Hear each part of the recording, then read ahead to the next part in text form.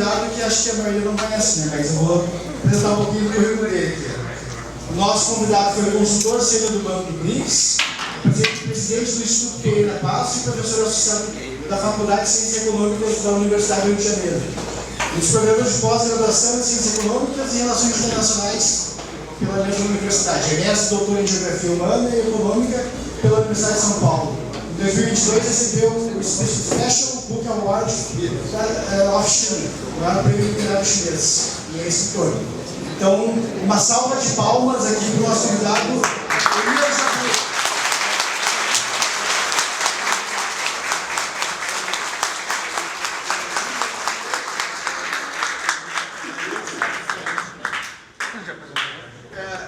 Eu acho que eu quer sentar ali, aqui a câmera te pega melhor ali. Eu sou fã do Elias, acho que a maioria daqui de nós é fã. A gente tem uma combinação aqui no sindicato. Quem fica junto com o palestrante, quanto menos falar, melhor. Que a gente vem aqui para ouvir o palestrante, né? Não, mas eu vou contar uma história que envolve o Elias, assim, uma história pessoal. A gente estava no meio do governo do Bolsonaro, aquelas loucuras todas. Antes disso, na verdade, quando eu estava fazendo mestrado em economia, eu conheci o trabalho do Paulo Gala. Um economista keynesiano, desenvolvimentista, uma série de coisas. Depois, por intermédio do Paulo Gala, eu conheci o trabalho do André Roncalha. E daí eu fui conhecer o trabalho do Elias. Veio a pandemia, e daí eles criaram um programa no YouTube que talvez a maioria tenha visto, que é o Conexão Xangai. Daí era o Paulo Gala, o André Roncalha, o Elias Jabbour e o Wallace Moreira. E daí, como às vezes a gente tem esperança, né, que as coisas mudem. Depois o governo Lula foi eleito e o Elias foi nomeado para o BRICS, o André Roncalha para o FMI e o Wallace Moreira para o BNDES. Quer dizer, a gente tem que ter esperança que as coisas podem mudar. Tá? Quero agradecer de novo a presença de todo mundo. Nós vamos fazer aqui, o Elias vai começar a falar em torno de 40 minutos. Depois nós vamos abrir para umas perguntas, em torno de 5 perguntas.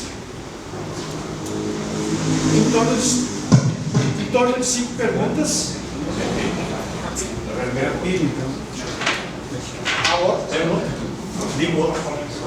Alô? Alô? Alô? Em torno de 5 perguntas. Tá? São perguntas, a gente tem sim, 2, 3 minutinhos, máximo de perguntas mesmo. Depois o Elias responde, as perguntas vai ter mais meia hora mais ou menos de considerações gerais aí, tá? Agora eu vou passar a palavra aqui para o nosso ilustre convidado. Elias, é um prazer te ter aqui, tá? Espero que todo mundo aproveite bastante. Tá? Estão ouvindo ou como é que está o som? Tá bom? Baixo.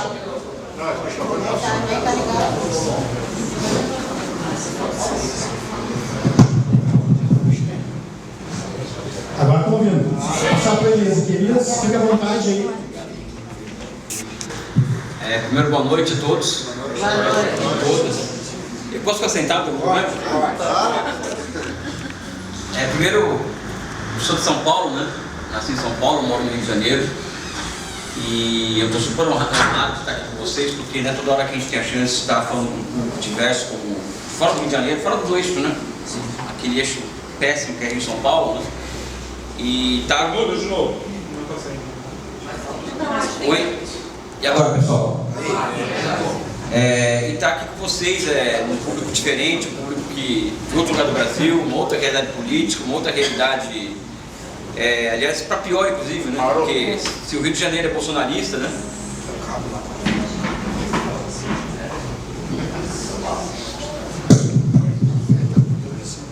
Se o Rio de Janeiro é bolsonarista, aqui vocês imaginam, né? Mas tem o Capioca aqui que é Santa Catarina. Então eu acho que vai um abraço e um carinho para a resistência que são vocês aqui, né? Porque imagino que deve ser terrível militar num lugar com essas características, né?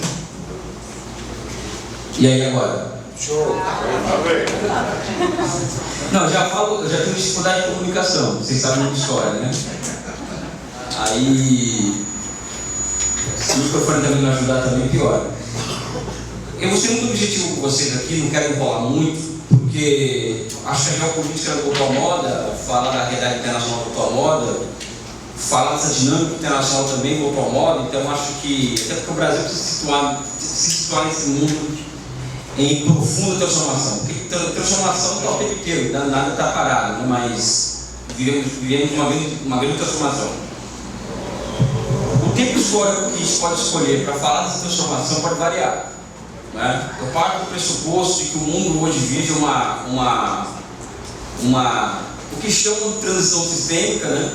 Essa transição sistêmica é caracterizada também por um caos sistêmico, e isso é uma teoria, as teorias do Giovanni Arrighi, né? Que não precisa concordar ou discordar, mas o fato é que nós vivemos um caos hoje no mundo, né?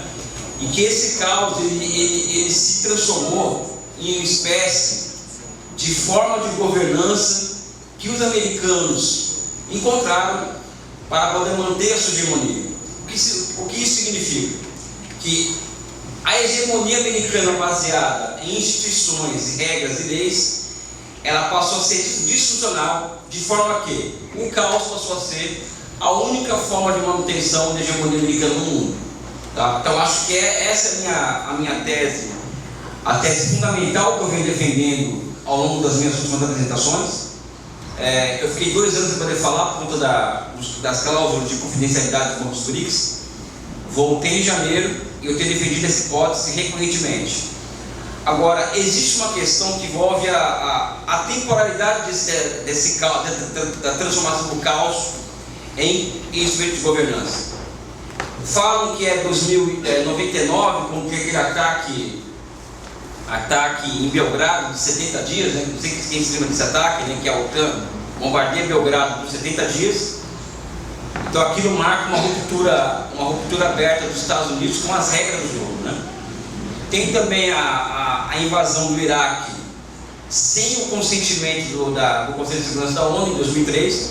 Também pode você escolher esse marco histórico como o início da transformação do caos em instrumento de governança internacional.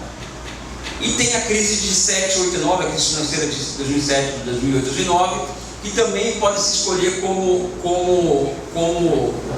o início de uma era de caos e ingovernabilidade mundial. Tá? Então aqui, quem escolher cada um dos três também não tem nenhuma crítica, tá? Porque cada um desses marcos tem argumentos de sobra para defender qualquer um desses lugares da história como início do caos.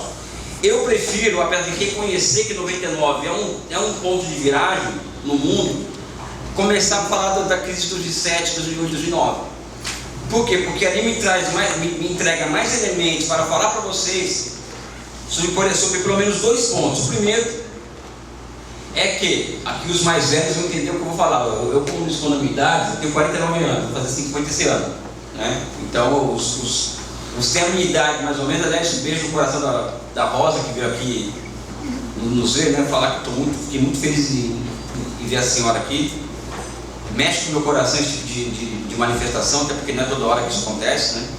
Eu fico com o meu carinho, com o meu abraço, com o meu beijo, tá bom? Pra sempre. Os mais velhos vão entender o que eu vou falar aqui. Nos venderam na década de 90 a ideia de que o mundo em que o Estado se tornasse cada vez mais enxuto e o setor privado e o mercado ficassem mais livres para a atuação, seria um mundo onde os países periféricos, como o Brasil, teriam mais oportunidades de desenvolvimento do que em uma situação em que o Estado seria o indutor da economia. Em linhas gerais, rasteiras, é isso que nos venderam.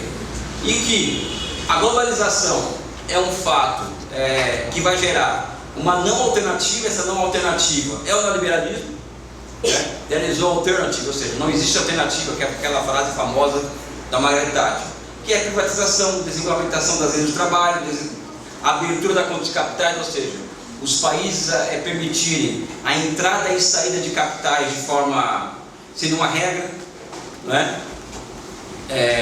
Enfim, a desregulamentação total das economias, ou seja, venderam para a gente essa história, né? De que o mundo, a partir desses pressupostos, seria um mundo muito mais interessante e muito mais funcional ao desenvolvimento dos países periféricos, pobres, terceiro mundo, etc., em desenvolvimento. E aí cada um escolhe a forma como se apresenta. do que no momento anterior, né? Ou seja, é a volta àquela velha história do século XIX, de quando a economia política era fundada, enquanto ciência, no final do século XVIII, de que o livre comércio traz mais benefícios do que malefícios. Então, que o Brasil iria ganhar muito se privatizasse e se abrisse para a concorrência estrangeira das suas empresas, e essa concorrência seria funcional para o aumento da produtividade da indústria brasileira. Aliás, esse é um argumento que é ressuscitado até hoje por conta do tarifaço, de que a nossa economia ela carece de um choque de competição. Por quê? Porque choque de competição traria, vamos dizer assim, faria com que as indústrias corressem atrás do quê? De se modernizarem para competir com essas empresas de fora, né? O mais interessante é que esse argumento ele é um argumento forte. Uma pessoa que não está preparada para discutir economia ou história econômica é um argumento forte. Só que ninguém pergunta aonde isso aconteceu. Onde aconteceu de você abrir sua economia para a concorrência estrangeira, e essa concorrência estrangeira ela não fosse um fator de destruição da sua indústria, e não ao contrário, ou seja, aconteceu sempre o contrário. Todos os países que abriram a sua economia de forma abrupta, né, acabaram se ferrando literalmente, né? E que os países que deram certo foram aqueles países que em maior grau ou menor grau protegeram a sua economia da competição estrangeira. Isso aqui, companheiros e camaradas, falo camaradas, tem muitos camaradas aqui do meu partido, que é o PCdoB, né, então aqui eu faço questão de registrar a presença deles. Porque eu sou viciado, por exemplo, em intervenção estatal, que nós amamos o Estado, que nós queremos o Estado, não é isso. É que eu me considero materialista histórico, dialético, né? Então é na história que eu vou buscar resposta a certas questões. Logo, o processo de desenvolvimento, historicamente falando, ele é um processo caracterizado pela intervenção do Estado na economia o tempo inteiro. Eu vou além do meu argumento em relação a isso. Eu sou um pouco mais radical, mais contundente no meu argumento. Eu falo que o capitalismo é uma criação estatal, a moeda é uma criação estatal, e as instituições de mercado, elas também são criações estatais. Inclusive, a Revolução Industrial ela acontece após um período de 100 e poucos anos iniciado com a Revolução Gloriosa na Inglaterra, acho que é 1644, a Revolução Puritana, que abre condições institucionais para o quê? Para o surgimento, depois de 130 anos, da Lei dos Secamentos. A Lei dos Secamentos é o quê? É a desapropriação violenta dos camponeses, que gera a primeira onda de centralização do capital. E essa desapropriação violenta dos meios de produção dos camponeses marca, vamos dizer assim, é o marco fundamental da Revolução Industrial e é a condição objetiva da Revolução Industrial. E isso acontece porque tem um Estado por trás disso aí, não foi a mão invisível do mercado, né? Ou por exemplo, a Inglaterra, por exemplo, ela se utilizou muito da dívida pública como arma política. Enquanto no Brasil a dívida pública, né, ela é criminalizada, até tem gente de esquerda que criminaliza a dívida pública, né? A dívida pública em qualquer país do mundo, ela é o quê? Ela é uma arma política. Os países usam da dívida para quê? Para financiar exército, financiar obras, infraestruturas, etc, etc, etc. Ou então se utiliza de compra governamental para o quê? Para servir de indutor da economia. Gera-se demanda e essa demanda ela serve para manter uma demanda aquecida, né? Então, a história do capitalismo é isso, tá? É a história da intervenção do Estado na economia o tempo inteiro, né? E o que nós estamos vendo hoje, repaginado, recolocado, feito de uma forma diferente, mais agressiva ou menos agressiva, é o quê? São grandes blocos de capitais, né? O que é um bloco de capital? Um bloco de capital é um país com suas empresas, os seus conglomerados empresariais, os seus bancos, né, lutando pelo mercado mundial sob o mais amplo amparo do seu Estado Nacional, ou seja, Estados poderosos, nacionais poderosíssimos, protegendo o seu bloco de capitais na luta pelo mercado mundial. É disso que se trata o mundo. É assim que o mundo se movimenta. A Operação Lava Jato, por exemplo, por que eu sou crítico à Operação Lava Jato? Porque a Operação Lava Jato, ela foi funcional para que o nosso capitalismo brasileiro fosse implodido, porque essa é a verdade, o capitalismo brasileiro industrial foi implodido com a Operação Lava Jato, implodido, numa época em que estava acontecendo o que no mundo? Uma corrida aberta por mercados externos, ou seja, chineses, coreanos, americanos, europeus estão buscando demanda fora das suas fronteiras. Aí de repente surge uma operação no Brasil que implode o quê? As empresas brasileiras que detinham monopólio do quê? Do mercado interno brasileiro. E muitas delas do mercado de obras e serviços da América do Sul. Nós perdemos isso. Ou seja, o Sérgio Moro, essa turma toda, ela foi funcional, né, para o quê? Para o capital estrangeiro se apoderar de mercados consagrados ao capital brasileiro. São 4 milhões de empregos industriais diretos e indiretos que foram destruídos pela Operação Lava Jato. Vocês imaginam o impacto, a porrada que isso causa na sociedade, a fratura que isso gera na sociedade. Ou seja, a crise, voltando aqui, né, porque se deixar eu fico, sabe? Mas minha cabeça ela não para, então a gente fica. Então, o capitalismo em 2007, 2008, 2009 entra uma crise financeira profunda e que desmonta essa história de que, olha, o livre mercado, a desregulamentação financeira, os bancos agirem por si só, sem nenhum regulamento, sem uma gaiola para. Tudo isso vai gerar prosperidade e desenvolvimento. A crise de 7, 8, 9 acaba com isso. Por quê? Porque tem uma outra característica do processo de financiarização da economia, que acontece na década de 70, o processo de financiarização. O processo onde a dinâmica de acumulação principal, ou seja, aonde as pessoas, as empresas buscam lucro, deixa de ser no processo de produção de mercadorias, bens e serviços, para ser aonde? Para ser no setor financeiro, ou seja, a partir de produtos financeiros. Então vamos pegar um exemplo aqui de financiarização. Eu compro uma casa e alguém me vende seguro daquela casa. E aquele seguro vira um produto financeiro que a pessoa vai passando para segundo, depois vem para terceiro, ou seja, até que algum desses aqui não consegue pagar e o sistema quebra. Então, a financiarização traz uma outra característica que leva à crise de 2007, 2008 e 2009, que é qual? Que é o fato das crises elas serem cada vez menos espaçadas temporalmente. Então nós vimos uma crise de 95, 97, 99, 2002, vocês lembram disso, né? Em crises financeiras, só que muito violentas do ponto de vista da sua repercussão. Então o mundo em 2007, 2008 e 2009, ele é um mundo mais desigual, ou seja, a diferença entre ricos e pobres no mundo, entre os países, aumentou, ao mesmo tempo que a diferença entre ricos e pobres dentro dos países também aumentou. Por outro lado, essa crise entrega uma outra face da moeda, que eu acho que é onde nós temos que nos apegar, para não cair no discurso nihilista, no discurso de caos, no discurso de que o mundo acabou, que é o seguinte: a forma como a China reage à crise de 2007, 2008 e 2009. Como que ela reage à crise de 2007, 2008 e 2009? Ela faz um pacote fiscal. Qualquer país com soberania monetária pode fazer isso, não é nenhuma novidade isso, tá? Um pacote fiscal de 12% do PIB. O que me impressionou naquele pacote fiscal? Me impressionou o fato da China ter executado simultaneamente o equivalente a 10 programas de aceleração do crescimento PAC. 10, de forma simultânea. Isso significa que a China estava demonstrando para o mundo não somente capacidade de reagir a uma crise, não, uma capacidade gigantesca de intervenção na realidade, através do Estado. O que significa isso?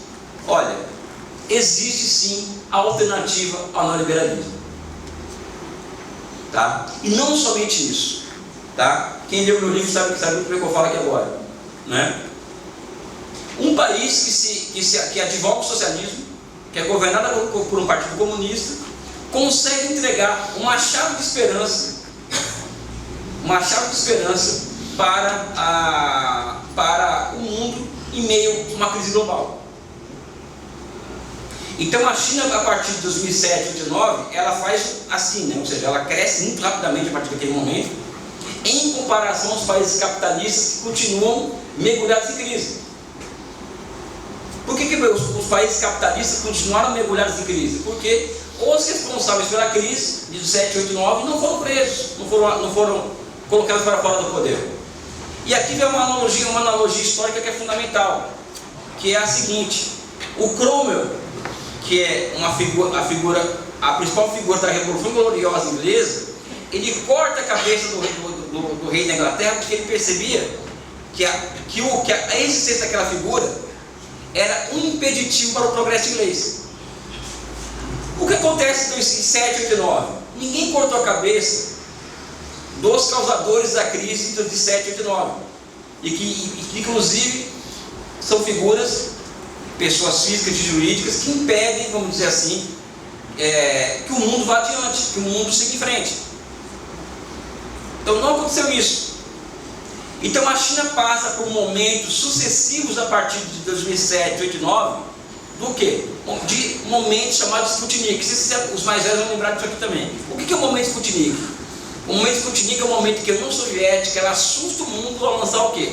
O primeiro... Oi? O primeiro ser vivo ao espaço. Não é? Ou seja, o primeiro ser vivo ao espaço foi lançado com o Sputnik, aquele foguete. Então, isso mostrou ao mundo que a União Soviética estava à frente dos Estados Unidos em matéria de ciência, tecnologia e inovação. Aquilo assustou o mundo naquela época. Da mesma forma que a China vem vivendo, desde a crise de 2007, 2008, 2009, o quê? Momentos Sputnik atrás de momentos Sputnik. O atual foi revelado na semana passada, que a inteligência artificial chinesa já estava à frente da inteligência artificial norte-americana.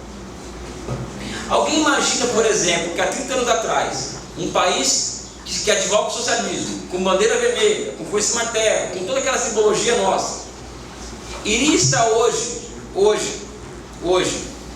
disputando, não somente disputando a fronteira tecnológica com os Estados Unidos, mas também liderando a fronteira da quarta revolução industrial, por exemplo? Impossível isso. E aqui vem a China, ela é só uma expressão de um outro movimento. Porque a crise 7, 8 e 9 leva os quê? Leva a fundação dos BRICS. Os BRICS eles surgem como? Surge como uma resposta à incapacidade do mundo ou dos países ricos em adaptarem as instituições criadas em 44, 45, de Bretton Woods, o FMI, o Banco Mundial, etc, etc, a nova base material que surge no mundo dos últimos 40 anos. Dos últimos 40 anos, o que acontece no mundo? Surgem novos polos de poder no mundo. China, Índia, Brasil, a própria África do Sul. Os tigres asiáticos, Coreia, são países, apesar de serem países ocupados, são países que se desenvolveram. Ou seja, há 40, 50 anos atrás já existia esse bloco no mundo, dentro do capitalismo. Hoje existe, na periferia do capitalismo.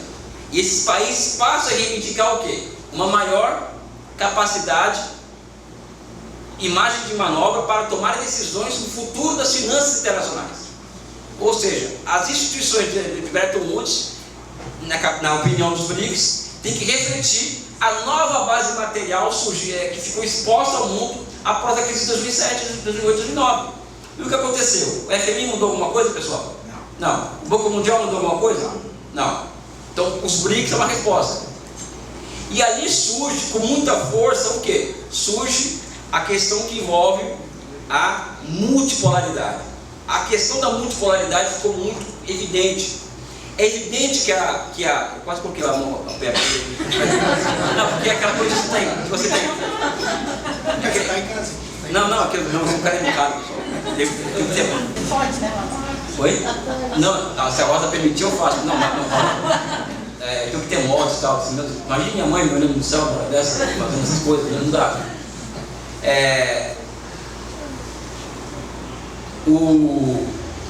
A palavra, o conceito, a categoria multipolaridade passou a ser algo muito comum.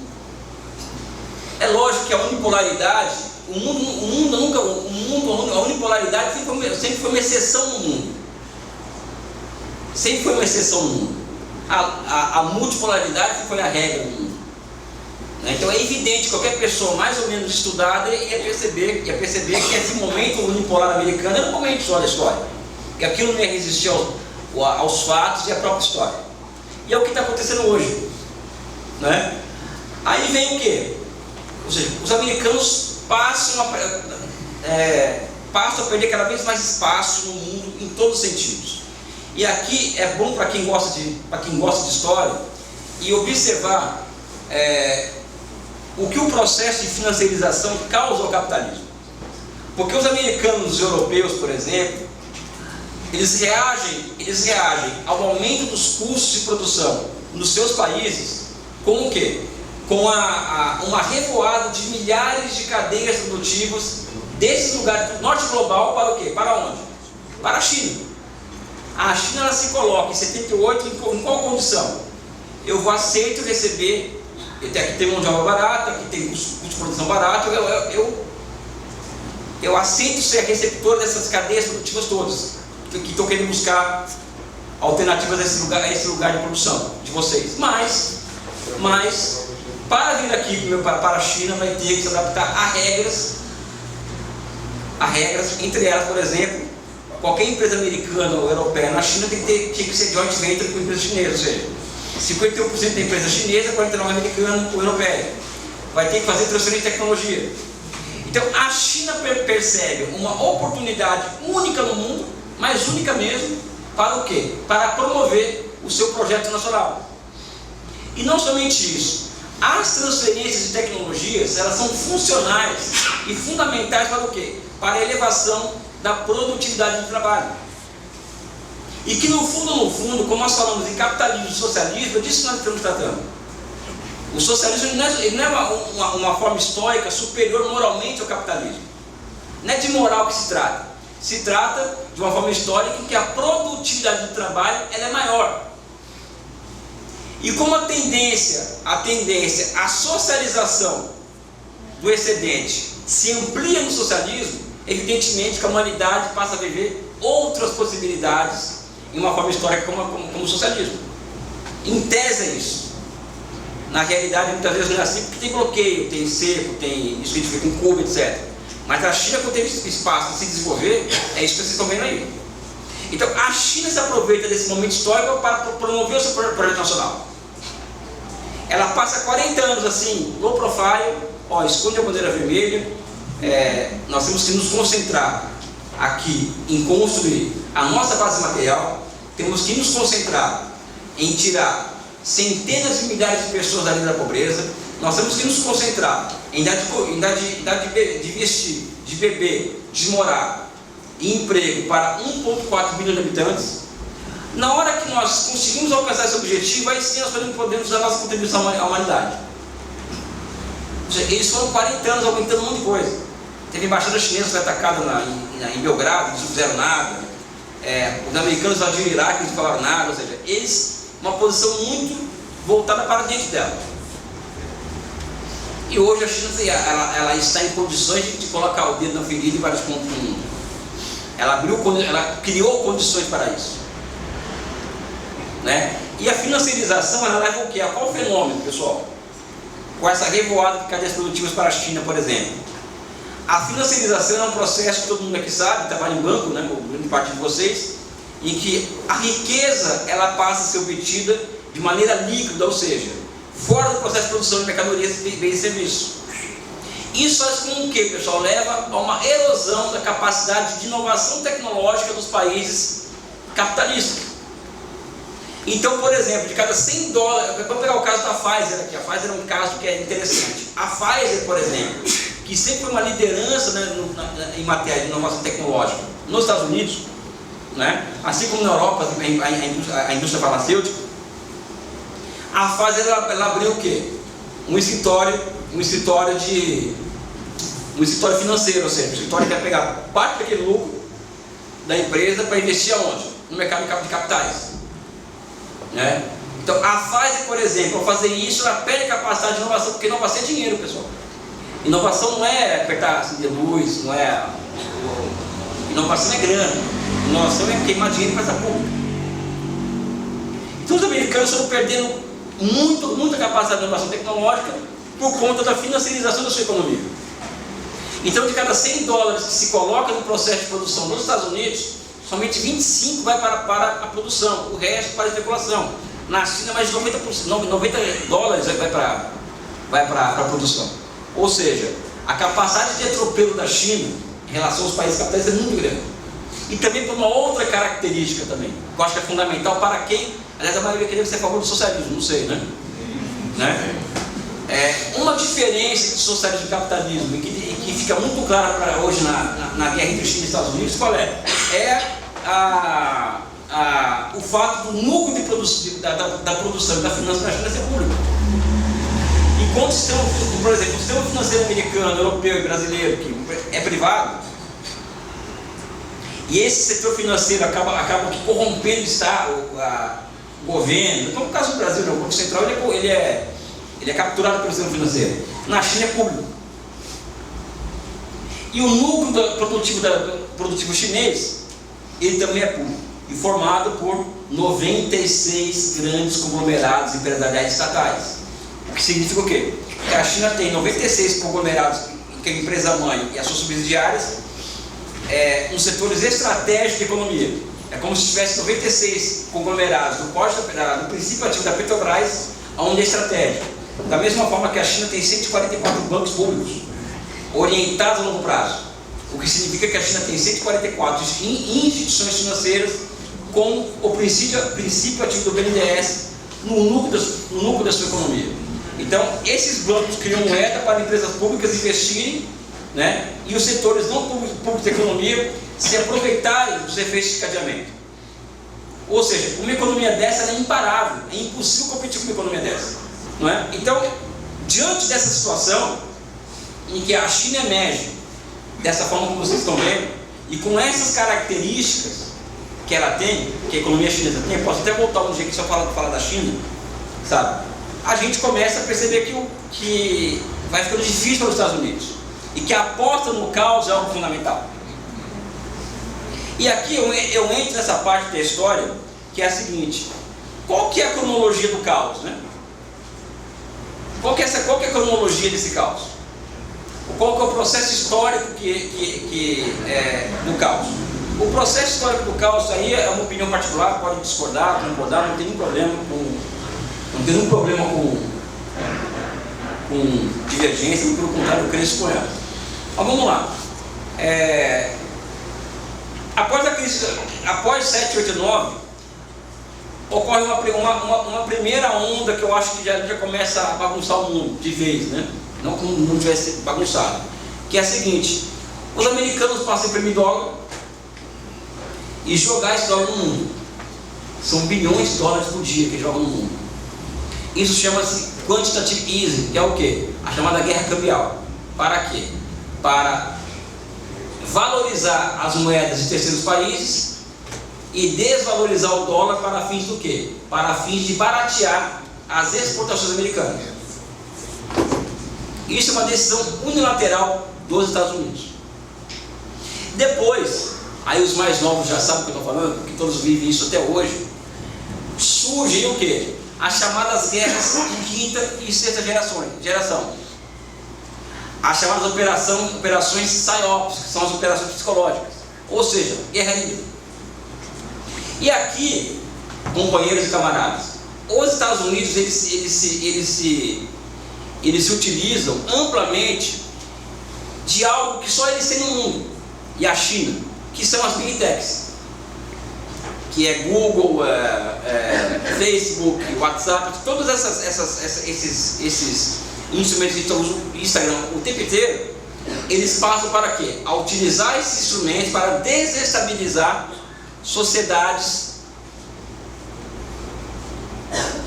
que eles julgam serem não interessantes para os seus interesses, ou aquela sociedade, ou para aqueles países que buscam revisar a ordem internacional que os americanos proclamam. Por exemplo, o Brasil, a partir de 2013, ele passa, sob o meu ponto de vista, por um processo de intervenção estrangeira, a partir das Big Techs, né, que vem essa coisa das fake news, pós-verdade, isso até hoje tem isso aí. Vou dar um exemplo aqui, pessoal. Às vezes eu vejo notícias no Instagram, eu sou corintiano. Eu sei que é Colorado odeia, mas aqui Colorado e Grêmio, os dois nos odeiam, mas tudo bem. Vou dar um exemplo aqui.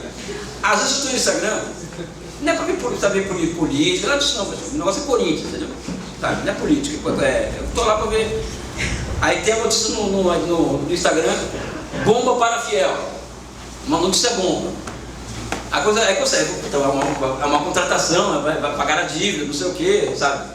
Aí quando você aperta ali, é uma notícia de 3 anos atrás, sabe? Que, ou seja, isso é uma regra na internet hoje. É uma regra. Em 2018, por exemplo, eram mais de 20 milhões de disparos diários de fake news via WhatsApp dos Estados Unidos para a eleição do Bolsonaro. Existem pessoas que acreditam na história até hoje da mamadeira de piroca, banheiro, tudo isso. Tudo isso. Que o filho do Lula é, como se diz? É dono da Friboi, dono da vida, claro. As pessoas acreditam nisso. Que o Brasil caminha para o comunismo. Ninguém me avisou isso, né? Agora mesmo aqui, por exemplo, tem pessoas que estão convencidas. Vocês sabem disso melhor que eu, você vive aqui no. Tem pessoas convencidas que vivem no Brasil hoje é uma ditadura no Brasil. Até o Fux. Não, até o Fux. De onde vem isso? Pessoal, isso é muito sério, porque isso é o estágio da luta de classe no Brasil hoje. De onde que vem isso? Por exemplo, o Eduardo Bolsonaro fala o regime brasileiro, o regime são ditaduras, né? Sabe? Então é isso. Isso me leva a acreditar que até hoje o Brasil está sob intervenção estrangeira e vai aumentar agora a intervenção. Quando nós pedimos por regulação das redes sociais, não é para ter uma ditadura no Brasil, sabe? É porque é impossível. É impossível você ter acesso, por exemplo, a informações cuja veracidade delas é duvidável. Qualquer sociedade séria no mundo, ela se desestrutura na medida em que ela não regula suas redes sociais. Isso é muito sério, isso deveria ser uma discussão mais estratégica para nós de esquerda. Ou seja, e não vale a pena somente regular. Olha o Nepal, olha o que está rolando no Nepal agora. No Nepal, eles regularam as redes sociais, mas não construíram as suas próprias big techs. O que aconteceu? Essa barbaridade que está acontecendo lá, sabe?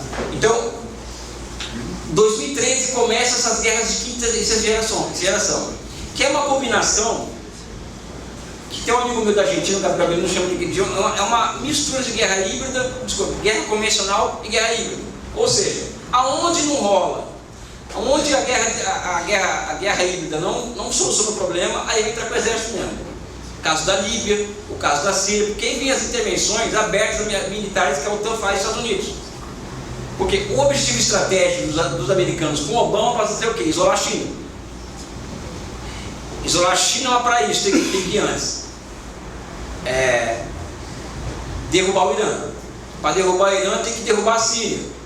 Tem que quebrar as pernas do Hezbollah no Líbano. Então a ideia é transformar o mar Mediterrâneo no lago da OTAN.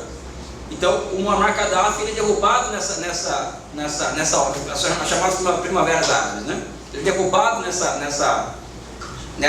partir dessa estratégia americana. O Bashar al-Assad é derrubado a partir dessa estratégia americana. Né? E evidentemente que a política externa de Israel, né, ela pauta muito a política externa americana. E mais, hoje nós estamos vivendo alguém viu ontem que aconteceu no Catar, esses dias que Israel, sabe? Ou seja, o mapa do Oriente Médio está sendo redesenhado a partir dos interesses de Israel, não é? Ou seja, o país vai lá e a sorte do pessoal do Hamas é que o celular deles está no outro quarto. Sabiam disso, né? Que Israel, eles conseguem pegar alguém, ou seja, se eles quiserem me matar, por exemplo, eles vão Quando a gente entrar aqui, sabe onde eu estou, por exemplo, e mandar um drone vir aqui nos assassinar, eles sem esse poder, não sabe? E o pessoal do Hamas deixou numa outra sala o celular, então atacaram outra sala na deles. Esse é o nível do combate hoje, pessoal. O mundo não é bonito. Eu sempre falo para as pessoas, o mundo não é bonito, o mundo é feio, pessoal. Sabe? Então, aonde a guerra híbrida não funciona, entra a guerra convencional. Então, acho que esse é um outro ponto fundamental do caos internacional. Depois vem, e aqui não necessariamente nessa ordem, o que eu chamo, né, o professor Hernando Torres chama, né, de transformação do dólar em uma arma de destruição em massa. O que significa isso? Transformar o privilégio exorbitante que os americanos têm por serem um emissor da moeda de referência internacional em uma arma. Eles têm essa arma, que é o dólar, e tem o sistema de pagamento sob o controle deles, que é o SWIFT. Então, se os países, por exemplo, aquele país, tipo Venezuela, que está enchendo um saco, vamos congelar os bens deles em dólares, fora do país, com os fundos soberanos. Por quê? Porque os países deixam dólares fora do seu território para quê? Para poder importar. Usar aqueles dólares para importar remédio, comida. E a Venezuela importava 90% de tudo que ela consumia, a partir desses fundos soberanos que ela tinha fora. Então os americanos mandou congelar esse negócio aí. E não somente congelar, expulsa esse país do SWIFT. Isso vai provocar uma crise cambial que vai provocar o quê? Um descontentamento da população e o derrubo do regime. E mais do que isso, fizeram a mesma coisa com o Irã também. O Irã está expulso do mercado internacional há muito tempo. Cuba nem se fala, Cuba desde 62 está fora. A Coreia Popular também está fora desde sempre. Só que hoje, pessoal, 60% dos países do sul global estão sofrendo algum tipo de coerção financeira dos Estados Unidos. Tem noção disso, pessoal? Só a Venezuela são mais de 500 coerções financeiras. A mesma coisa Cuba. E além disso, a Venezuela passou por um processo em 2014, que foi um processo semelhante ao da União Soviética, em 86. Que é qual? Que foi o seguinte: a União Soviética tem uma característica diferente da China, que é qual? A dela ter entrado no comércio internacional, ou na divisão internacional do trabalho, como provedora de commodities, petróleo e gás. A China entrou como provedora de produtos manufaturados. Então os americanos em 86 combinaram um jogo com a Arábia Saudita, né? Aumenta a oferta de petróleo para que o preço do barril caia, e ao cair, quebra a economia soviética. Eles fizeram isso e deu certo. Fizeram a mesma coisa em 2014. A partir de 2014, o preço do barril de petróleo caiu 150%. Você junta isso, junta com as crescentes sanções contra a Venezuela, o que aconteceu com a economia venezuelana? Ela quebrou. Crise cambial. Aí vem esse pessoal do Globo News, fala: olha, tá vendo como que é o socialismo? Aliás, os bolsonaristas falam muito disso, né? Venezuela, Cuba, olha o socialismo, Coreia do Norte, olha o socialismo, só a pobreza, né? Aliás, eu dei uma entrevista no podcast, um podcast bem reacionário, agora assim, vai ao ar na próxima segunda-feira. E o cara falou assim: não, eu tive em Cuba muita miséria, na Venezuela. Eu falei: mas o problema não é o socialismo, o problema é as condições que o imperialismo colocou para esses países existirem. Por que não deixa, por exemplo, por que não derruba todos os bloqueios econômicos contra Cuba e contra a Venezuela? Acaba com o bloqueio, acaba. Se o capitalismo é melhor que o socialismo, então acaba com os bloqueios. Quer dizer, a partir dessa lógica, o que vai acontecer com o socialismo? Vai morrer, não vai morrer? Já que o capitalismo é superior, né? Aí tem que explicar para o cara, e nem ensinar, eu não vou ter a professora, olha, mas tem que explicar para o cara: olha, pessoal, cara, não é assim. A Venezuela, por exemplo, não pode comprar penicilina. Sabia disso? O Nicolás Maduro disse para mim pessoalmente em Xangai que a Venezuela, os americanos tentaram bloquear a importação de vacina para a Venezuela. O mundo é desse jeito, galera. E qual que é a propaganda? Olha o socialismo aí, ó. Aí, ó, 7 milhões de refugiados venezuelanos no Brasil, fome, não tem vacina, não tem comida. Isso é socialismo. Só que eles não querem contar a história disso daí pra gente. o papel nosso enquanto militante de esquerda, no meu caso, como simpatizante dessas experiências, como a cubana, a venezuelana e outras, né, é estudar essas experiências e poder ter nas nossas mãos a verdade, né, e fazer o debate de ideias, fazer o enfrentamento de ideias desse pessoal. Pois bem, os caras operam a transformação do dólar em uma arma de destruição em massa. De forma que a Venezuela é só um exemplo, mas hoje 60% dos países do mundo, o Brasil agora entrou também nesse clube, sofre algum tipo de coerção financeira. Então eu tentei seguir um cronograma aqui, se eu só não lembrar de algum evento, vocês me lembrem, por favor, tá? Vem o Covid-19. O Covid-19, pessoal, ela leva todos esses eventos anteriores, eles vão juntando. Eles são fatores a serem levados em consideração em qual processo? No processo do quê? De ruptura das cadeias globais de valor. O que quer dizer isso? O capitalismo ele se globaliza do ponto de vista produtivo também, né? Então os países dependem muito do quê? De insumos de outros países. Outros países. Então, se você importar remédio não sei de onde, produto químico não sei de onde, petróleo não sei de onde, uma interdependência mundial generalizada. O Covid-19, por exemplo, ela leva o quê? Ao rompimento dessa tendência. Por quê? Porque os Estados Unidos e o Ocidente percebeu o quê? Não tem condições, nós ficamos dependentes de máscara, respiradores e insumos da China. Nós temos que começar a ter nossas próprias políticas industriais para esse tipo de coisa. Não somente isso, em 2017, o Trump, que não tem nada de burro, pessoal. O Trump, na minha opinião, é um cara que sabe muito bem, ele sabe o que ele está fazendo. Ele percebe inteligentemente que a China é impossível de isso que eu falei aqui, ele percebeu que é impossível concorrer com a China. E parte para quê? Parte para um bullying comercial e tecnológico, tentando negar acesso da China aos insumos necessários para que a China construir as suas infraestruturas de semicondutores, que é seria a última grande fronteira entre China e Estados Unidos em nível tecnológico.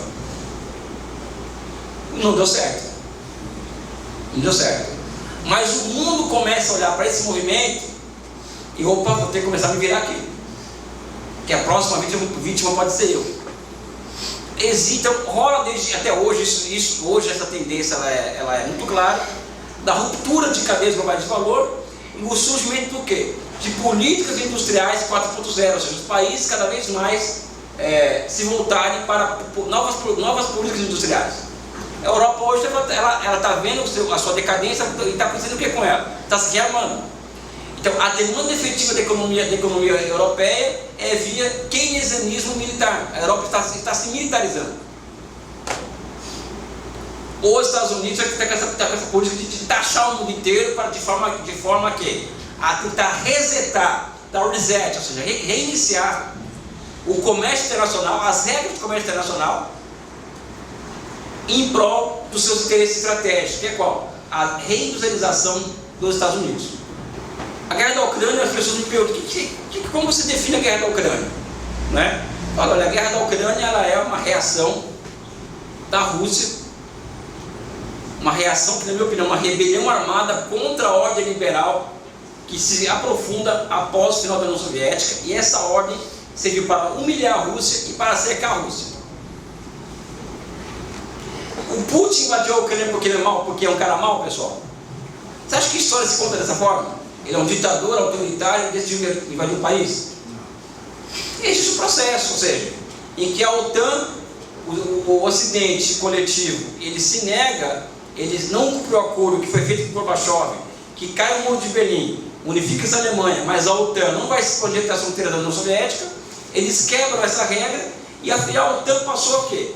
A se expandir até as fronteiras da Rússia. E qual que é a linha vermelha para a Rússia? A Ucrânia. Se a Ucrânia deixa de entrar na OTAN e vocês aceitarem, o pau vai comer. Tanto é que 20 dias antes da Ucrânia do conflito, o que acontece? O Putin manda uma carta para o Biden, para todo mundo, ó, não vai dar certo isso. O que eles fizeram com a carta? Nada. Então a Rússia invade a Ucrânia em 2022, né? Sabe? Era a linha vermelha deles. Estou falando que a Rússia está certa, ninguém está tentando investir o valor aqui. Mas imagine você se o Brasil começa a expandir a base militar brasileira até a fronteira dos americanos, ou a Rússia, ou Cuba, que é um país que não há nenhuma ameaça, só ficar sofrendo. E as fake news está num nível. Eu não sei quem pode ir à Europa ultimamente. Eu, por conta do meu trabalho no Banco dos BRICS, fui à Europa algumas vezes. Cara, na Europa as pessoas acreditam que a Rússia é uma ameaça militar. As pessoas, existe uma russofobia, as pessoas acreditam que a Rússia é uma ameaça militar concreta. Quando a história recente demonstra o seguinte, que é a Europa que é uma ameaça para a Rússia, não ao contrário. O que é isso, pessoal? Guerra de quinta e sexta geração. Só que acontece o seguinte, os americanos, o Biden, ele aprofunda o bullying tecnológico contra a China e dobra a aposta contra a Rússia, achando que as sanções contra a economia russa iriam levar ao colapso da economia russa. Só que, meus amigos, os caras congelaram, expulsaram a Rússia do game, do sistema internacional, e congelaram 350 bilhões de dólares da Rússia. Cara, isso ligou o alerta no mundo inteiro. Eu falo porque aí já é minha vivência no Banco dos BRICS. Do que eu via, eu tive a chance, né, de conversar, de ter contato, vamos dizer assim, com mais de 20 presidentes de países. E eu tive a chance também de conversar, além de 20 presidentes de países, com cerca de 40 ministros de finanças do mundo. Então eu vivi a história ali o tempo inteiro, né? Então o mundo inteiro passou o quê? Quem vai ser a próxima vítima? E aí se acelera esse processo de multipolaridade, acelera esse processo dos países entrarem nos BRICS, o pedido de adesão aos BRICS, e mais do que isso, acelera uma outra tendência internacional, que eu falei mais recentemente aqui na conversa uma entrevista aqui, em entrevista, que é, se existe a tendência da ruptura das cadeias globais de valor, existe também a tendência da formação de mercados regionais. E o sul global tende a virar, né, um grande mercado regional. Esse mercado regional se acelera, a formação desses mercados se acelera com o quê? Com essa porrada que o Trump está dando no mundo. Os países estão buscando se integrar mais. Então, por exemplo, com a Rússia sendo sancionada, a Rússia ela desvia sua oferta de gás para a Índia, para a China e para a Índia, e a sua oferta de petróleo para a Índia e para a China. Então o que acontece? A chamada União Eurásica, que é a união da economia da Ásia, com a Rússia, passa a se tornar uma realidade, ou seja, o sonho, o pior dos pesadelos dos estrategistas americanos passa a se tornar uma realidade, que é a união entre China e Rússia, através de uma integração produtiva total, ou seja, são milhares de projetos que conectam as duas economias hoje. São países que são inseparáveis em todos os aspectos. E mais recentemente, a Índia, que é uma inimiga histórica da China, mas que o Modi, que é um estadista de extrema-direita, mas super inteligente, percebeu que, olha, meu futuro é isso aqui, ó, não é o Ocidente. Então produz aquele encontro da semana passada, que vocês viram na retrasada, do Xi Jinping, o Modi e o Putin, que é uma coisa espetacular, que é o redesenho da ordem internacional. Certamente alguém vai me falar aqui, vai me perguntar, já estou respondendo antes que eu ia perguntar, sobre desdolarização. Eu vejo, a partir da minha experiência do banco, é uma experiência que vale por 2 ou 3 mestrados ou doutorado, que é a seguinte: existe uma tendência à desdolarização, e isso é impulsionado por uma vontade chinesa, por exemplo. Não existe essa vontade por parte dos chineses. Eles não querem ter o ônus do seu hegemon. O que existe por parte dos chineses é a construção de sistemas locais de pagamento que fujam do dólar, tá? Mas o que está acontecendo, pessoal? Quem que é hoje o maior propagandista da desdolarização? Alguém sabe? O Trump. Exatamente. Por quê? Na medida em que ele tenta girar o mundo em 180 graus, e todo mundo passa a desconfiar dos Estados Unidos, isso é do quê? Gera incerteza.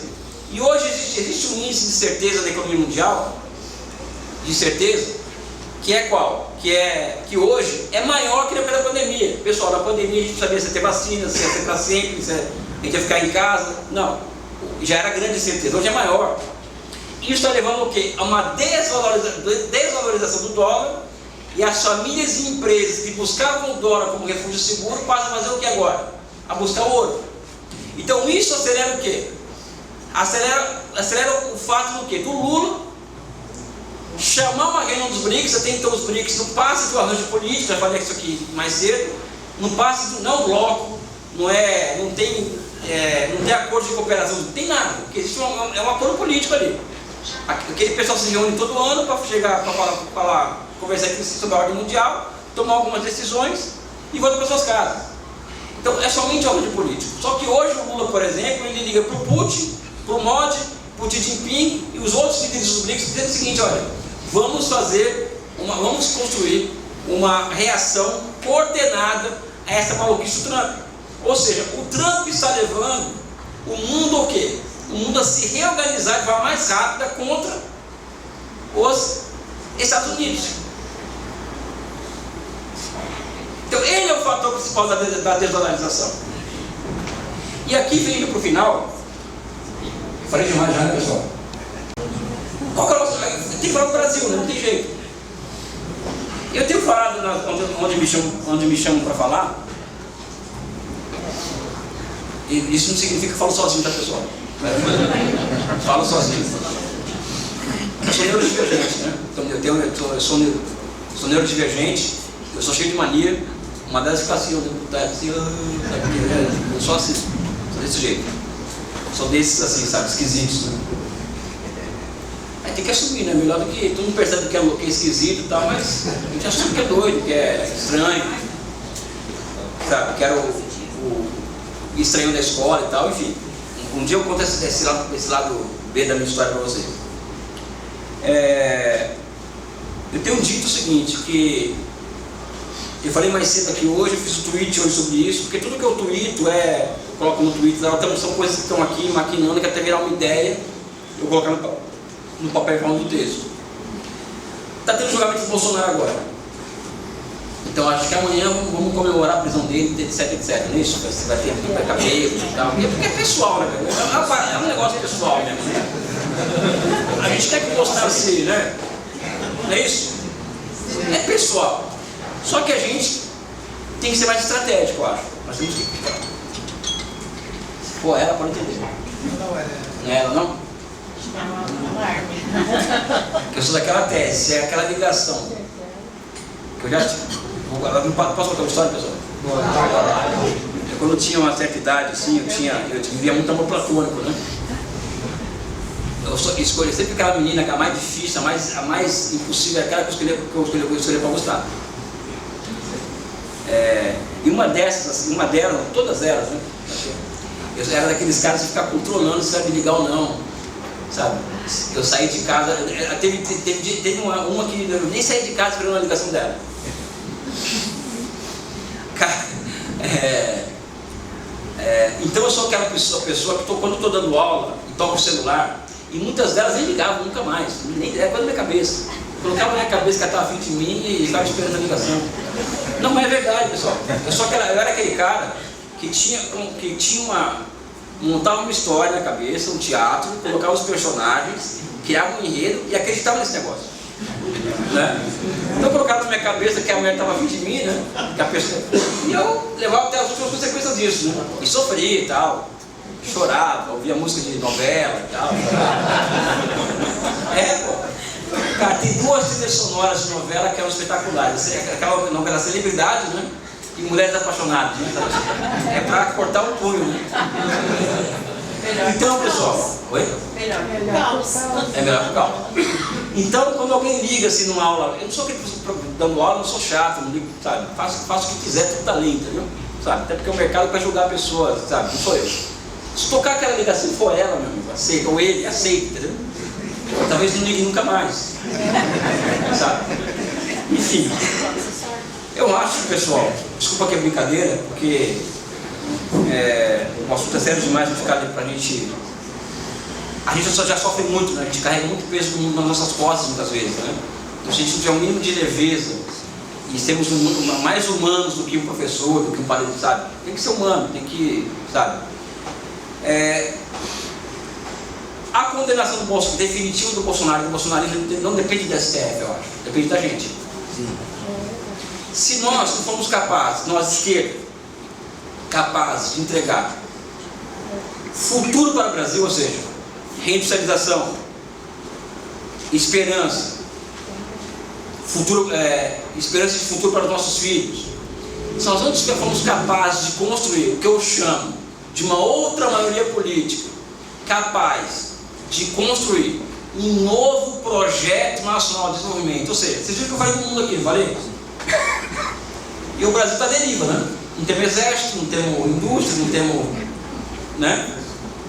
Então, se nós não nos construímos no mundo, e se construir no mundo ainda baseado em grandes projetos nacionais, nós estaremos perdidos. E ao estarmos perdidos e não construirmos nosso projeto nacional, nós vamos estar absorvendo o bolsonarismo. E vão voltar. Então, qual que é o recado que eu deixo a vocês ao final dessa minha apresentação? Aqui. O mundo é desse jeito, a minha opinião, evidente. A maioria discorda. Tá? O mundo é desse jeito que está. A dinâmica do mundo é essa, desde 2007 até desde 99, é essa aqui. E os países que não se prepararam para estar nesse mundo do jeito que ele é, e não se colocaram ativamente a partir do grande projeto nacional, esses países desapareceram, ou tendem a desaparecer. É o caso do Irã, por exemplo. O Irã está vendendo almoço para comprar janta, não é isso? Está sancionado, está cercado e tal. Só que o Irã se colocou em uma posição estratégica no Oriente Médio, de forma que não interessa para a China que o Irã caia, para a Rússia que o Irã caia. E o Irã ele fecha acordos muito interessantes para eles em relação à China e Rússia. O Irã é um país que se colocou ao mundo de forma de cabeça erguida e fala: olha, eu vou sobreviver nesse mundo que está aí. Você pode gostar do Irã ou não gostar do Irã. Não estou entrando aqui no juízo de valor sobre o Irã. Então, o Brasil, pessoal, se nós não nos reencontrarmos conosco mesmos, se a esquerda brasileira continuar a demonstrar a incapacidade de construir um projeto nacional, daqui a alguns anos estaremos absorvendo o Bolsonaro. Porque quem julga não é a justiça, pessoal. Não é o STF que julga o Bolsonaro, ou me julga. Quem julga é a história. A história que julga. Não é os leis, o juiz ali, vai dar sentença. É a história. E a história pode ser, a história é implacável e tende a ser implacável conosco se a gente não for capaz de construir um grande projeto nacional para esse país. Eu quero muito agradecer aqui o convite do sindicato. Eu já estou me convidando para vir mais vezes aqui, falar da China, falar das minhas histórias pessoais também, sabe? Tem muita história, né? Mas eu quero deixar um forte abraço para todo mundo, especialmente para a Dona Rosa, evidente, né? E um beijo no coração de todo mundo, em especial para ela. Muito obrigado, pessoal.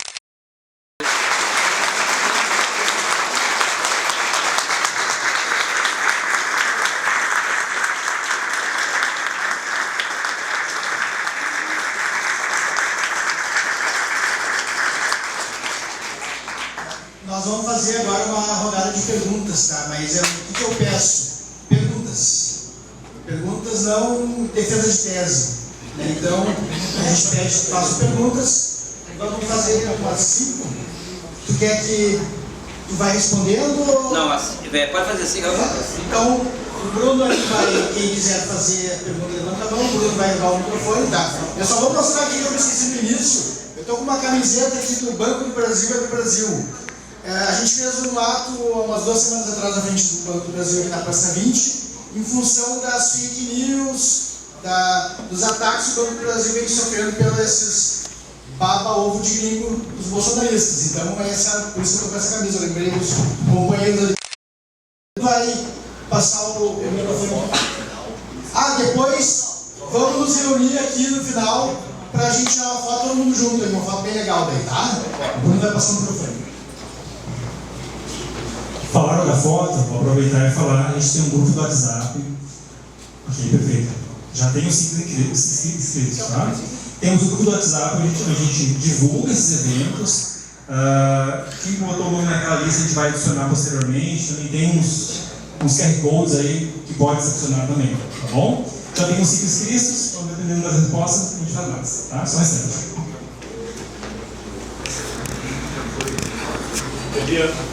Tá ligado? Elias, eu queria bem objetivamente.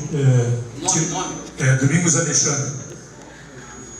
Elias, eu queria te perguntar o seguinte: tu abordou a questão do ponto de vista dos estados e dos países.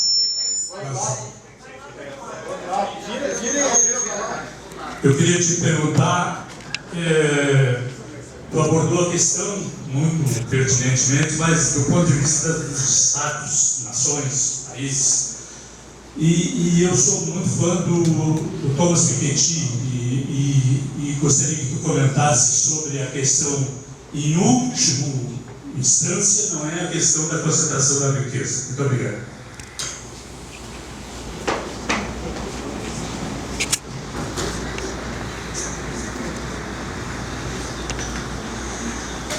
Boa noite. Quero parabenizar o sindicato por esse momento. Rosane, sou sindicalista municipária, no olho do furacão, sob ataque, inclusive no nosso governo, que a gente ajudou a eleger. Tu falaste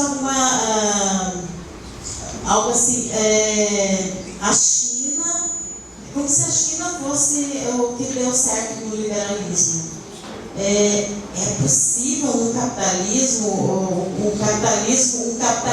bom, por assim dizer, porque e aí sindicalista, né? A questão dos trabalhadores, assim, os Estados Unidos nesse caos, e aí exigindo vamos investir, né, da Europa, vamos investir em guerra, em arma, e vamos tirar vamos tirar dinheiro da onde? Se o capitalismo, né, não está produzindo, né, para sobreviver, então tem que tirar da onde? Para balançar isso, tira de direitos, né? O quanto, claro, uma guerra, por exemplo, estamos ferrados, mas assim, enquanto trabalhadores, né, a gente vai avançar nessa retirada de direito, nessa escalada, assim, né, daqui.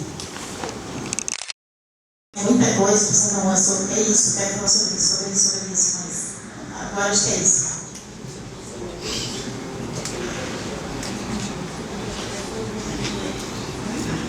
Tocou Elias Rômulo. A minha pergunta vai sobre uma questão que tu coloca no teu livro da China Socialista do século XXI. Tu começa ele, para quem não leu, acho que é uma baita leitura. Tu começa abordando questões filosóficas no primeiro capítulo ali, nos primeiros capítulos do livro, né? E faz esse debate que é muito forte na luta de ideias entre os valores da cooperação versus os valores da competição, né? Carla Atinza, vice-presidente do PCB. A minha pergunta é no seguinte sentido. A gente vê na história recente a capacidade dos Estados Unidos de produzir inimigos, né? Eles criam factoides e produzem inimigos, pelo menos é a visão que eu tenho, né? Criou a Venezuela, sua inimiga, e conseguiu resultados terríveis nesses países, né? Agora o Brasil está nessa mira, né? A gente vê um ataque direcionado às nossas instituições, esse julgamento no STF mesmo, alguns estudiosos atribuem o voto do Fux às ameaças do presidente dos Estados Unidos. Por outro lado, algumas pessoas acreditam que o fato do Brasil estar associado, fazer parte dos BRICS, ser um dos países fundadores dos BRICS, nos protege desse ataque. Eu queria saber qual é o teu entendimento nesse sentido, que tipo de risco o Brasil corre a partir do momento que ele entra em linha de colisão com os Estados Unidos, da maneira como vem acontecendo nos últimos meses.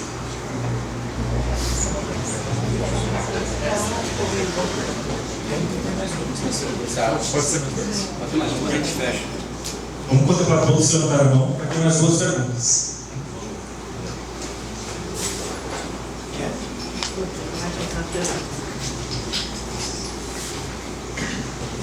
Muito obrigada. Obrigada também aos sindicatos que organizou essa oportunidade aqui para nós essa noite. Tentando ser bem objetivo, minha pergunta. Marina Colete. Na tua opinião, quais seriam, digamos assim, as 5 principais frentes para um plano de desenvolvimento nacional? Na tua opinião, sim. Acho que é importante a gente definir, até para a gente se organizar, de acordo com a tua experiência que tu nos traz, né? Até para a gente direcionar o nosso pensamento para não dispersar demais, acho bem importante. E se por acaso tu incluir nesses teus 5 a força militar no Brasil, se for uma dessas 5 frentes que tu acha, se tu tem assim alguma ideia de como que a gente pode fazer com os nossos sistema militar que a gente tem no Brasil, né? Tendo essa história bem delicada que a gente tem, mas sendo, digamos assim, o braço da nação, né? Então, como que a gente faz para o contexto brasileiro em relação ao desenvolvimento militar nacional, né? Obrigado, Maria.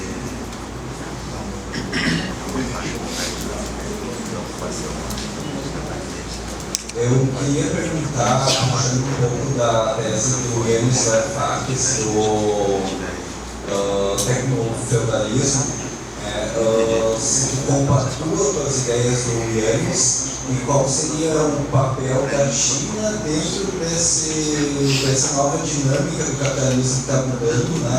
E o que a gente pode esperar para o Brasil dentro desse tecnofeudalismo? Era uma consequência de tudo isso. E a financiarização, na medida em que ela não privilegia os investimentos produtivos e cria uma classe de CEOs, cria uma classe de detentores de ativos financeiros e tal, ele é fundamental para a elevação da concentração de riqueza. Então, acho que nós temos que observar a concentração de riqueza. Primeiro, ele é intrínseco ao capitalismo, tá? Mas ele se potencializa com a financiarização. Então, acho que nós, por exemplo, quando nós falamos nós escolhemos um alvo a se abater, então nosso alvo é combater a desigualdade, que é legítimo, concordo com isso também. Nós vamos ter que atacar a grande finança. Volta aquela questão do Cromwell, ou seja, o Cromwell cortou a cabeça do rei da Inglaterra, para que a Inglaterra andasse para frente. Mesma coisa nós, vamos ter que cortar a cabeça da grande finança, que controla o Brasil hoje, controla o mundo, em certa medida. Sempre a gente vai ter que escolher um alvo, entendeu? Eu acho que o grande alvo hoje que impede uma desconcentração de renda no Brasil, particularmente no Brasil e no mundo, é a hipertrofia do sistema financeiro sobre a produção. Por que eu estou falando sobre a produção? Porque mesmo sobre o capitalismo, tá? A produção, o que é a produção? Ela enquanto dinâmica predominante no capitalismo, ela é fundamental para a desconcentração de renda. Por quê? O que é o ato de investir? Eu vou no banco, pego lá R$1 bilhão e invisto na economia, numa fábrica. Eu pego esse R$1 bilhão e transformo essa grande renda em várias pequenas rendas. Eu gero emprego produtivo. Mas pega esse R$1 bilhão e coloco para fazer carry trade, então eu pego $1 bilhão do Japão emprestado e faço especulação cambial no Brasil. O que eu faço? Eu aumento a concentração de renda, porque a capital vai fugir do Brasil, ou seja, nós temos que enfrentar a financiarização da economia. Nós temos que colocar o Brasil na trilha de um desenvolvimento baseado em quê? Baseado na produção de mercadorias, de bens e de serviços. Fora disso, não tem como se desconcentrar a renda. E na medida em que nós não temos condições ou força acumulada para inaugurar uma estratégia de caráter socializante, esse socialismo, nós vamos ter que lutar por um capitalismo, entre aspas, produtivista e não financiarizado. Esse é o X da questão. É o que a vida nos permite hoje. É uma questão que é outra história, não é? Ele tem razão, você tem razão quando fala isso. Agora, qual que é o alvo para enfrentar isso daí? Eu acho que enfrentar a financiarização. Esse é o grande mal do mundo, entendeu? Sabe? Rosane, eu acho que foi. Eu acho que eu não expliquei direito, tá? A culpa não é tua, a culpa é minha. A China não é o liberalismo que deu certo.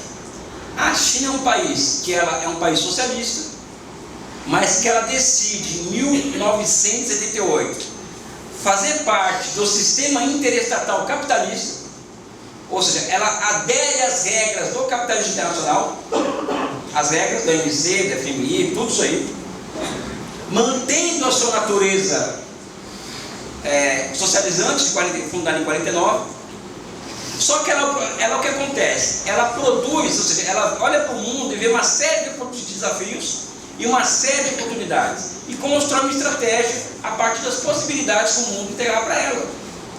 Não é que ela deu certo, ela usou o mundo como ele se conformava no final dos anos 70 e construiu um projeto nacional particular, baseado em objetivos de longo prazo, diante daquele mundo que ela se encontrava. Por quê? Porque a China conseguiu, uma das proezas da Revolução de 49 foi qual? Foi a de produzir uma inteligência nacional altamente sofisticada. Sabe aquela massa de gente que pensa daqui 10 anos, 20 anos? Então, eles produziram isso. E qual que é o limite do Brasil? O que eu vejo hoje no Brasil? Qual que é o nosso limite? Né? Entre outros. Já sou feio sem óculos. Com óculos, então, estamos ficando menos feio. Né? Qual que é o limite nosso, Rosane? Nós não temos hoje uma esquerda brasileira, né? Infelizmente, temos que fazer essa autocrítica com a capacidade de ter um pensamento estratégico sofisticado. O Brasil vai ser isso daqui 10 anos, isso daqui 20 anos, daqui 30 anos. Não temos isso no Brasil. Não temos pensadores de esquerda no Brasil com capacidade de pensar de forma sofisticada no futuro do país. A gente tem que assumir isso. Esse é o problema muito sério, a falta de inteligência nacional. Vamos pegar aqui a época da ditadura militar, a época do nacional desenvolvimentismo. É conservador? É de direita? É. Só que o Golbery, por exemplo, era um pensador de direita altamente sofisticado. Qual que é o Golbery da esquerda hoje, pessoal? Sabe o Golbery, né? O Golbery do Couto Silva. Uma figura altamente sofisticada, intelectual sofisticadíssimo. Ele colocou na cabeça dele o lugar do Brasil no mundo e tentou construir um projeto para isso. Pode concordar ou não com ele, mas tentou construir. Quem que é hoje a pessoa de esquerda no Brasil que pensa nesses termos hoje? Não tem, pessoal. Eu não vou falar que eu sou essa pessoa porque eu não sou ninguém. Não sou mais um da Mané aí, está me emitindo opinião. Mas acho que falta isso. Né? Como cooperação e competição. Oi? Me falou uma coisa? Não. Como cooperação e competição. Cara, eu acho que é isso. Ou seja, o livro, ele na verdade, o que se colocou na nossa cabeça durante 50 anos aí, de neoliberalismo? De que o ser humano ele nasce propenso à troca, nasce propenso a competir e nasce propenso a maximizar a sua utilidade, como se diz os economistas, claro, buscar o lucro, buscar ser um bicho de selva, que é o chamado homo econômicos, ou seja, as pessoas elas nascem para competir, para tomar espaço para o outro, ninguém é amigo de ninguém, ou seja, e na medida que todo mundo pensa desse jeito, que a ganância humana ela pode servir para a sociedade, se todo mundo der certo, né? Só que isso impediria o quê? A possibilidade de uma sociedade baseada no quê? Na cooperação. Então vem aquela velha história que tinha o tempo inteiro por aí. Eu cansei de ouvir isso. As ideias do Karl Marx são boas. O que é o problema? O problema é o ser humano, não é isso? O problema é o homem, é o ser humano. Não é isso. Não é isso. Nós somos frutos do quê? Frutos de relações sociais de produção. E as relações sociais de produção, elas mudam de acordo com o nível de desenvolvimento das suas produtivas. Então, se nós construímos uma sociedade socialista, planificada, com uma base material larga e socializada, você vai construir um ser humano à imagem e semelhança disso. Um ser humano menos egoísta, né? E mais cooperativo. Por quê? Porque dentro da natureza humana também tem a tendência à cooperação. Não é só competição. Então, no livro, no primeiro capítulo, é para demonstrar que, filosoficamente, o ser humano ele não é um bicho por natureza. E também tem a tendência à cooperação. Aí tem vários exemplos. E no mundo hoje você também vê isso. Não é somente países que estão lutando um contra o outro pelo mercado mundial. Existe também cooperação entre os países. Não é? Isso é cooperação. Você pega o caso da China, por exemplo, que é um país que prega a paz no tempo inteiro, um país que recebe todo mundo, que faz comércio com todo mundo, que faz negócio com todo mundo, que coloca a paz como princípio ativo da sua política externa, né? A busca de consciência em detrimento de jogo de soma zero. Pega o discurso do Xi Jinping agora no desfile militar agora de 13 de setembro. Vocês vão ver lá o discurso dele, você vai ver a cooperação. Cadê a Carla? Carla, nossa presidente. Qualquer país, cara, que tenta colocar a cabecinha para fora vai sofrer isso. Qualquer país. Nós colocamos a cabecinha para fora com o Lula. Cabecinha, tá? Não foi nem muita coisa não. Colocou o nariz, sabe? Já cortou a cabeça. Teve um golpe, sabe? Teve um golpe de Estado. E olha isso. O Lula tenta reorganizar a partir do conteúdo nacional. Descobre petróleo do pré-sal. Aí o petróleo aí o pré-sal passa a ser controlado diretamente pela Petrobras. Aí tem conteúdo nacional que expulsa o estrangeiro do Brasil. O Brasil passa a ter uma política mais próxima global. Não fez nada demais o Lula, pessoal. Ele só quis reorganizar um pouquinho só o capitalismo brasileiro, só um pouquinho só. Foi a Venezuela, não foi Cuba, nada disso. O Lula só quis reorganizar um pouquinho essa bagunça aqui. Ele já foi para onde os escravos iam quando. O tronco, né? Passei com o tronco, meu amigo. O que é a prisão do Lula? Na cabeça de vocês? Na minha cabeça é muito claro.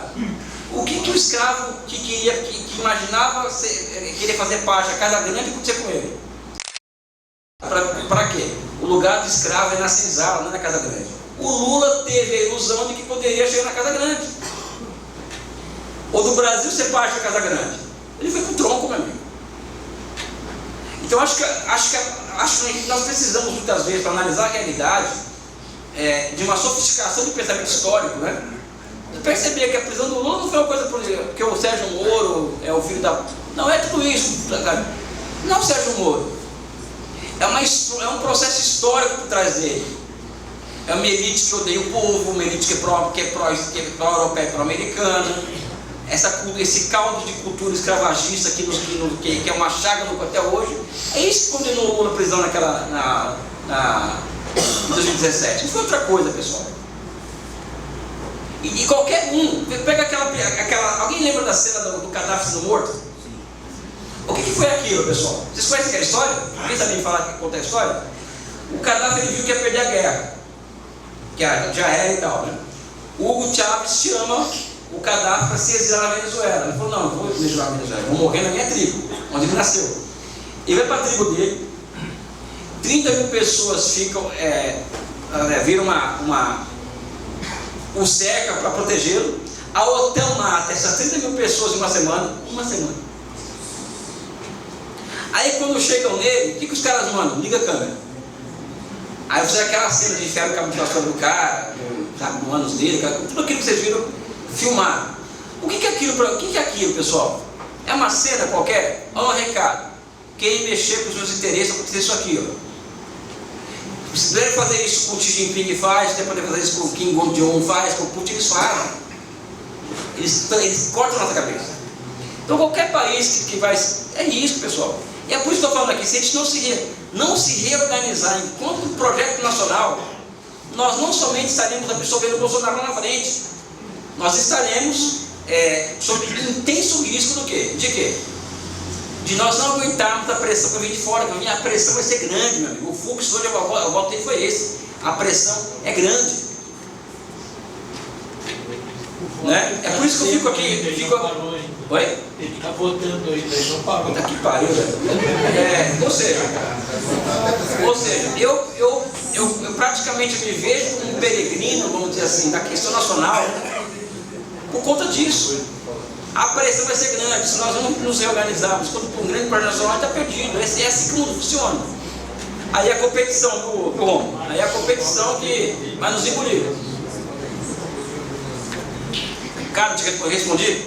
É triste minha resposta, né? A Marina fez uma pergunta que eu acho que é genial, porque ela toca no dilema nosso, né? Sabe? Marina, você é muito objetivo, sem exército tem país, tá? Não tem conversa, não. Eu adoro ver essa esquerda bonitinha, sabe a esquerda bonitinha? Do solzinho, não sei o que, sabe? É contra o exército, não sei o que, abaixo. Pessoal, sem forças armadas você pode parar. Por quê? O meu problema não é forças armadas. A minha questão é nós construímos um grande complexo industrial militar brasileiro para gerar emprego para engenheiro, para químico, para físico, sabe? Para que um filho de um trabalhador favelado, que hoje está vulnerável ao bolsonarismo, que não tem esperança, abrindo parênteses, o que é o fascismo, pessoal? O que é o bolsonarismo? Onde que esse tipo de desgraça prospera? Prospera em sociedades desindustrializadas. Sociedades desindustrializadas, elas não têm mobilidade social, e sem mobilidade social acaba a esperança. E acaba a esperança, acontece o que, pessoal? Fascismo. Então, o ponto zero do nosso projeto, Marina, é a reindustrialização urgente do Brasil. Vamos concentrar a renda, vamos produzir renda primeiro. É a reindustrialização, esse é o marco zero do projeto nacional.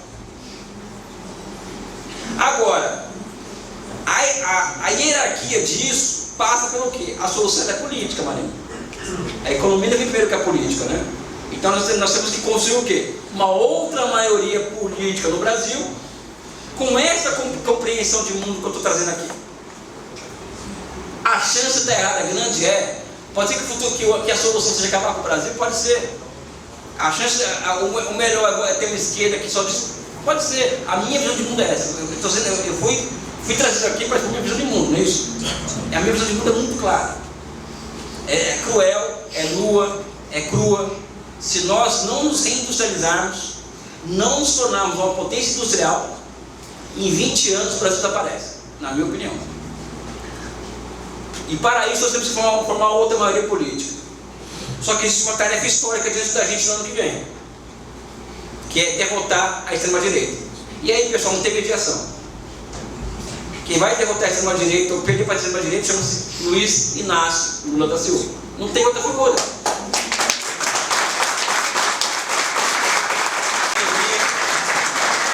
Eu acho o Lula o máximo.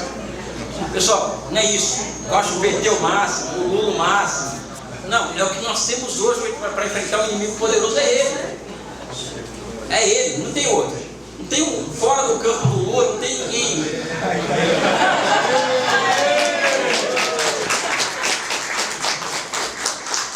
Essa é a questão. O Lula é neoliberal, o Lula é isso. Pessoal, tudo bem, tudo isso aí. Mas não tem outro. A hierarquia tem complexo industrial da saúde, complexo industrial da militar, existe complexo industrial do óleo e gás. Você transformar a Amazônia em uma grande indústria sem derrubar uma única árvore. Então existem várias possibilidades. O Brasil tem imensas possibilidades. Mas a questão é a seguinte, é formar uma outra maioria política. Também não sei se você responde a sua pergunta, tá? Agora, sem exército, tá, para. Isso aí é papinho de esquerda bonitinho. Sabe? Eu sou esquerda feia, pessoal. Esquerda old school. Nicolas, olha, eu sou muito amigo do Yannis, lá do Fax.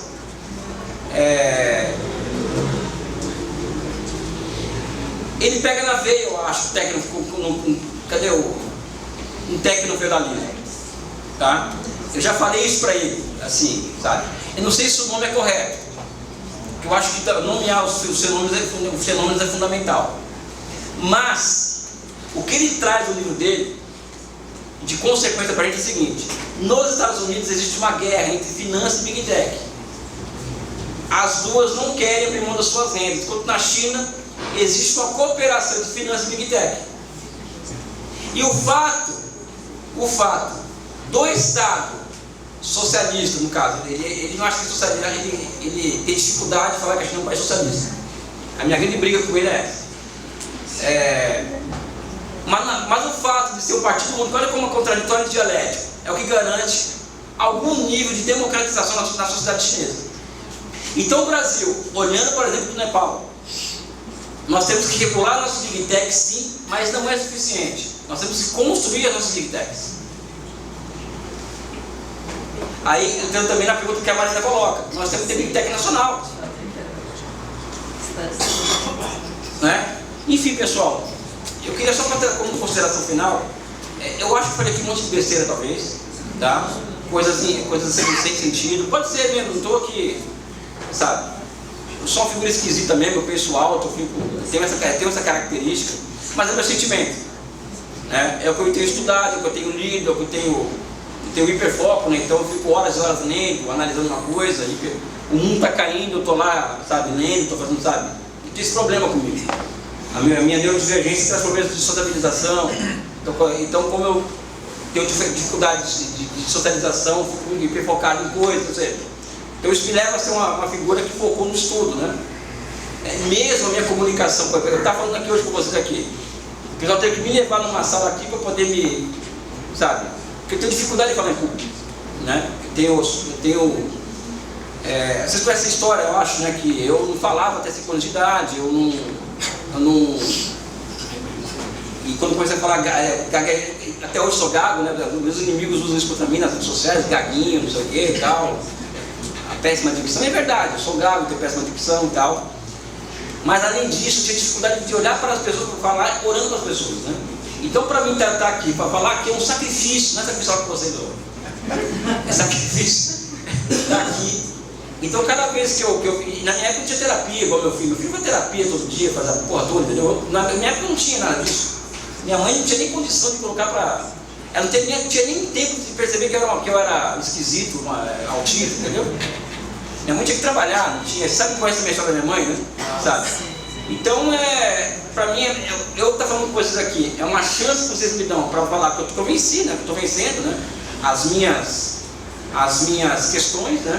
Eu posso aqui falar um monte de coisa em público, né? Pode parecer as coisas mais esquisitas do mundo, mas ao mesmo tempo olhando para a cara de vocês, né? Eu espero ter ajudado em alguma coisa, tá? Espero muito de verdade ter ajudado, tá? E faço um pedido aqui para vocês, antes de mais nada, ano que vem, hoje eu sou pré-candidato a deputado federal no Rio de Janeiro, tá? E é uma campanha que não tem dinheiro, é partido do PCdoB, é partido do povo, enfim. Quem tiver amigo no Rio de Janeiro ano que vem, que mobilize para quem tiver afim, né? Quem é um amigo no Rio, liga pro cara, olha, vota no Elias, entendeu? Vai ser o jeito, tá? Eu acho que existe um vazio na política brasileira, desse discurso mais de totalidade, ou seja, um discurso baseado em categorias de totalidade, tá? Essas categorias nos entregam com a possibilidade de construção de uma visão de projeto nacional. Isso não existe hoje no debate público, né? E acho que nós, no Congresso Nacional, podemos ter uma voz esse tipo de discurso, né? Assim como aqui no Sul, por exemplo, tem um rapaz aqui que é o meu amigo pessoal e que eu quero vê-lo muito como deputado, que é o Humberto Matos, né? Que é um cara que eu quero vê-lo como deputado. Então eu peço essa ajuda de vocês, ou seja, conhece isso do Rio, já vai falando com o seu candidato, sabe? Eu não tenho vergonha de pedir, né? E é isso, cara, eu estou emocionado aqui com vocês, eu estou feliz, eu estou realizado com vocês aqui hoje. Obrigado por esse sindicato em ter me proporcionado essa possibilidade de expor aqui um pouco do que eu penso no mundo, um pouco da minha experiência enquanto ex-consultor da apresentativa do Banco dos BRICS, né? Um forte abraço e um beijo no coração de todo mundo aqui, especialmente na Amazônia.